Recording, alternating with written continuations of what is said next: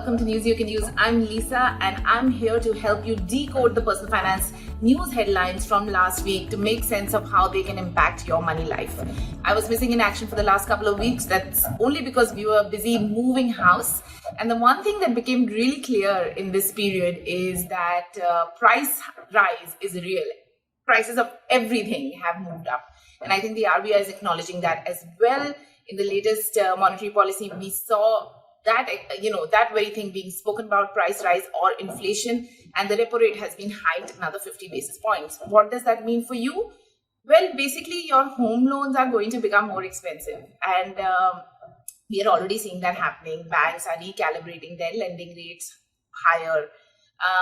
New loans and existing loans, which are on a floating rate, most home loans are on a floating rate, will get revised upwards. Now, this revision will continue over the next, 3 to 6 months. You'll keep seeing that impact. And as people are expecting that, experts in the industry are expecting that there will be another maybe, 75 to 100 basis points of rate hike from the central bank. And that will kind of cascade down to banks and then to your loans and your EMIs. So there could be more rate hikes in store, and it could keep getting more expensive for you. Loans could keep getting more expensive for you. The other thing is that bond yields are rising. What does that mean? Well, if you're a debt fund investor, then you will be impacted, because what will happen is in the immediate, with rising bond yields, your debt fund returns will show, like a fall. However, if you are sort of invested in it for a period of 2 to 3 years, this will not matter, because, then you will get whatever the portfolio interest or the portfolio yield is.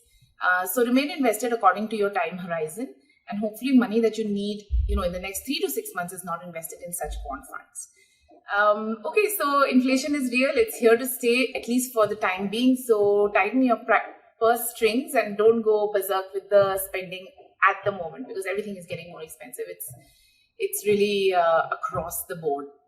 The next thing that came up was, of course, what RBI announced in its monetary policy, which is the linking of UPI with credit cards. And that's really a good thing, because it expands your payment options.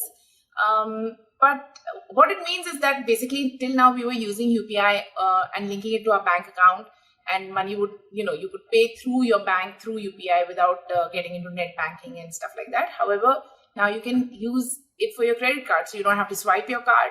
You can link UPI and pay that way. But remember, it is still a credit card, so it is still a loan. It's not like it changes the characteristic of the payment itself. So be mindful of that. The last thing we need to talk about is the equity markets and how volatile they've been. The correction is continuing. However, as this headline suggests, retail investors in equity have been investing through the correction, and that's a good sign that people recognize equities as a long-term asset and are not getting overly worried about the correction and continuing to invest as prices are falling. And, rather than going by headlines around the Nifty levels or the Sensex levels or, particular sectors doing well or not, this is a great headline to link yourself to in terms of how you're managing your money life and particularly your equity investments. So that's it from me, short and sweet, the 3 things that really impact your money life. And stay tuned. I'll be back next week. Thank you.